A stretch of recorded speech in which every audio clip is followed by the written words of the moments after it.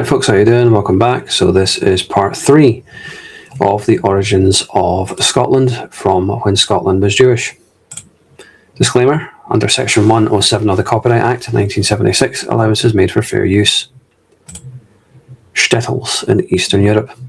Jews are seen commonly as originating in shtetls in Eastern Europe, timid, bookish, dark-haired, clad in dark apparel, and usually hunkered down over ancient Hebrew manuscripts. Except for the juxtaposition of Eskimos and Parisians, it is hard to conjure up two more opposite ethnic stereotypes.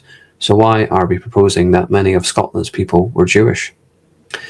Synagogue membership rolls. For the simple reason that is true. We present evidence from several empirical sources.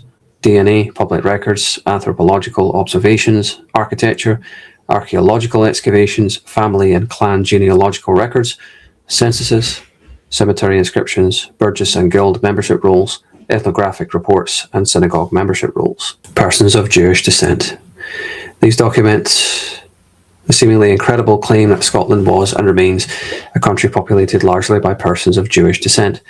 The evidence presented does not suggest some ancient Jewish visitation based on a lost tribes theory, that a Jewish tribe dispersed from Judea, Palestine, and antiquity and somehow wandered its way to Scotland, morphing into Gaelic warriors, migrants of Jewish ethnicity.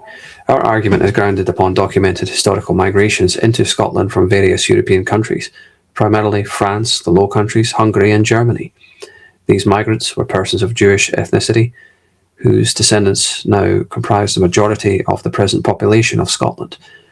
The greater part of the estimated 4 million Scots and Scots-Irish who immigrated to the New World were drawn from this same ethnic ancestry.